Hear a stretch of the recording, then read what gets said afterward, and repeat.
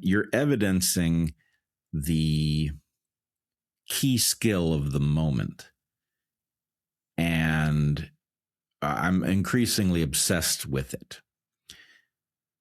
Acknowledging that you got stuff wrong is incredibly painful, but necessary to coherent thought. Never has been more necessary than in our current moment, because the ability for pure fiction, not myth that's useful, but pure fiction to be passed off as fact has never been greater. The sophistication of the fiction mechanism is profound. And so your ability to look at what you thought and say, yeah, got that one wrong, don't love it, but it's causing me to reinvestigate other things that I was pretty sure of, that's the coin of the realm as far as I'm concerned. And it's an incredibly rare skill at this moment. People are punished for exploring it. So even people who have a primordial version of it are not elaborating that skill. They're retreating from it. So anyway, that's kind of, I think, why you and I are able to have this conversation. I got lots of stuff wrong, and I'm investigating lots of things that I was pretty sure of. I'm alarmed to hear you say that Pearl Harbor was a false flag, and I'm hoping that you're about to tell me false flag is the wrong term, that the story is more complex, and that the attack was known to be coming. Are you going to tell me that there was an actual false flag? I won't. I know I don't know. At a minimum, the story was far more complex, and they knew the attack was coming. That much there is evidence of. So I don't think it makes sense for us that's probably a host show into itself. Although you should do a false flag show on Dark Horse, because I'm sort of at the point where my assumption is, if I'm reading about it in the New York Times, it is probably in some way at least manufactured or distorted at a minimum. And I'm far more interested in whatever they're not printing. Oh, 100%. As long as we are here, let me run something by you, just a model for how to think about these things.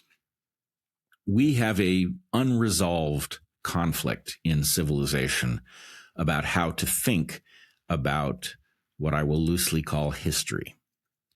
And the problem is there are a bunch of realms in which two distinct things are filed under the same heading, and we keep tripping over ourselves over it. So to give you an example, psychology is a therapeutic art that is a replacement for a role that used to be played by friends and family and clergy, and it's now been turned into a commodity. We can argue about the wisdom of that, but the point is that therapeutic art, psychology, flies under the same heading as an academic field in which we study cognition. And the two things have very little to do with each other, right? The psychologist who sits in the chair and is able to help you understand your own predicament so you can improve the quality of your life is not proceeding from what we know about cognition in a scientific sense, because in fact, we know very little. Mm-hmm. So the problem with history is that history is two things. History is an academic discipline whose mandate is to discover what actually happened and why. History is also a set of myths that allow us to function. And I don't mean fictions. I mean, there are myths about a people, who we are, who the founding fathers were, what it means about our values, what it means about our rights and obligations in the world. Those stories have a relationship to the truth. I assume that Ben Franklin and Thomas Jefferson and Adams and all the rest existed, and I assume that their story is not made up.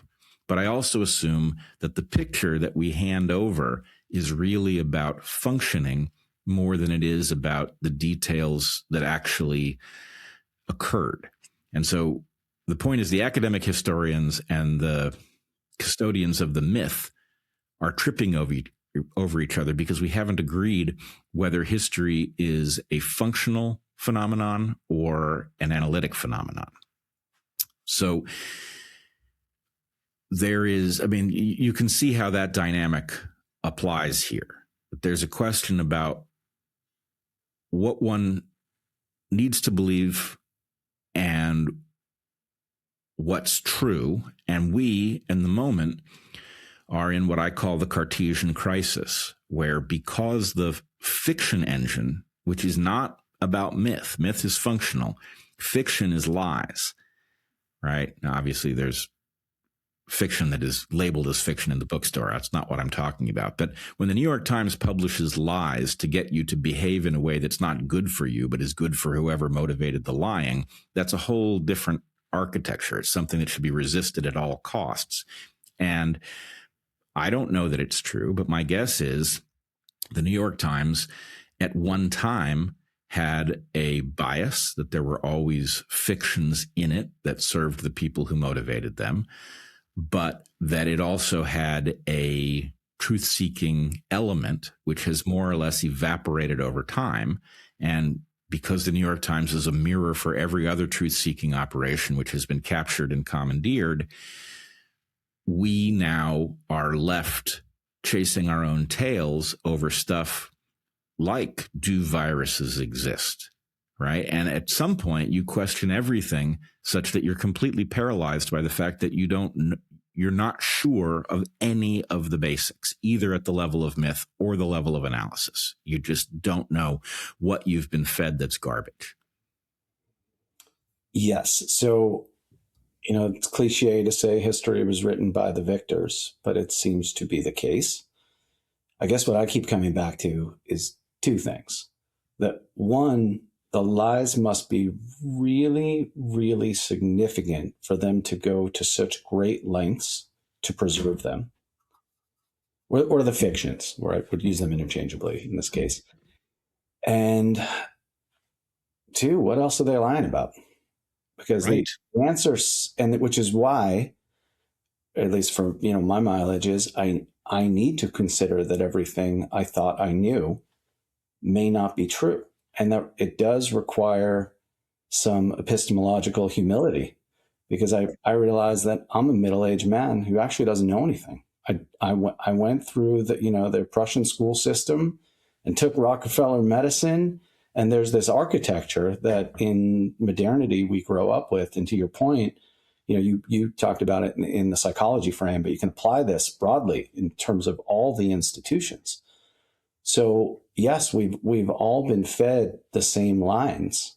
And I think at this point, and you have a very unique ability to frame a particular thing in very accessible, simple terms. And I love the Cartesian crisis. I think it's perfect. I think it's a perfect explanation of where we are at this particular moment. And again, something like, my friend my 9/11 friend was like, hey, welcome to the party, man. Where you been for 20 years? And, to which I said, well, you convinced me that story didn't make sense. I didn't understand. I thought it was to start a war, and it was about money. And then I started zooming out. I'm like, well, they control the printing press. So they actually control the unit they don't just control the money. They define what value is. So it has to be bigger than just that.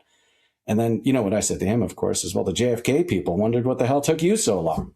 So, but I think the thing is that the group keeps getting larger. There's like a crack of light, and it doesn't seem like anyone's going to the other side. Well, wait a second. I agree with this completely until October 7th. Mm-hmm. And I think what the picture you paint where people wake up and they don't go back to sleep is true in general. Yep. But the unique thing about what happened in the aftermath of October 7th was that it actually did pull a huge number of people back across the line. Yep. And A, that's just an interesting fact of history. And B, I would say we're in an arms race at the very least. No matter what version of October 7th you believe, we are in an arms race where even if the enemy is just simply capitalizing on events, the enemy is getting better at recovering its unwitting foot soldiers by delivering events that are targeted at particular locations in your psyche. And to your earlier point, I was raised with never again too. And as you say in your essay on the topic, the fact of never again in a analytical Jewish home came with an analysis of the fact that it could happen here, right? It can happen here is an essential thing, because what it means, it builds an alert mechanism. You must be alert to the things that tell you it is beginning to happen here. Because why? Because the people who survived were the ones who didn't tell themselves, this is bad, but it will pass. Those people died. And the people who said, holy crap, and fled, they lived. So, I mean, I'm painting with too broad a brush, but we have that alert mechanism. And I think somebody found it. And because it's not rational, what it is developmental. It was built in childhood, and for good reason. Yep. But because it exists, it's a vulnerability. Somebody built a backdoor into your operating system, and then somebody found it.